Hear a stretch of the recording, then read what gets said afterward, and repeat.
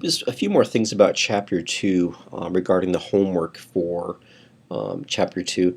Just want to make sure that everybody knows that under Class Resources, so right here I've got it just under the Resources tab, and what I've got is several downloads here, and the textbook author has given me a lot of worksheets for several of the chapters, and so any chapter that has a worksheet, I got every single one here. You won't need them all by any means, but I just gave them all to you because some of them are just really good to have. Just if you want to use them on a personal level, you certainly can.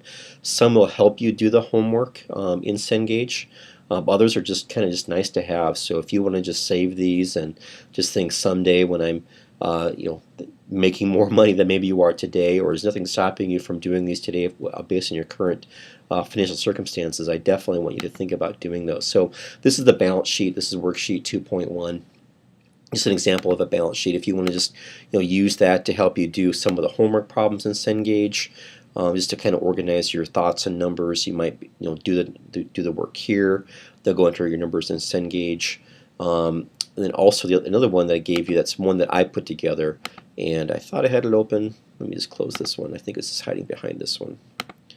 Is a present value one. I know that's kind of not very large to read, but there's a present value, future value file, and this just shows you how to compute present value and future value using Excel, and I gave you kind of the page numbers where this came from. And when you see the light blue, that is just the inputs, and the black is the formula that will spit out the answer. You can also compute something using the factors from the back of the chapter.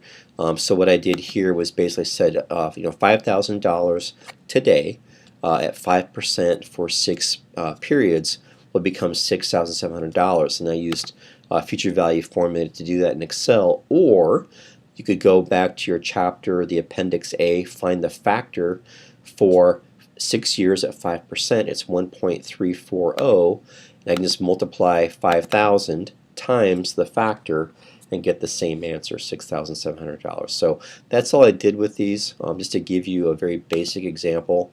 There is some Cengage problems that deal with present value. I don't think I gave you one, but it might pop up. It's on a very small basis, but if it does, I just want you to be aware that you can go back and use this. So I'm kind of just doing this recording just in Chapter 2 because this is really the first chapter that has worksheets, and it has this present value thing that I put together. So just right here where it says PV and FV, but whenever you see the coding here, the 2 obviously means Chapter 2, 4 means Chapter 4, and so on. Not every chapter has one of these. Some do, some don't. So don't be alarmed if a chapter doesn't have it. It just means it just doesn't need it.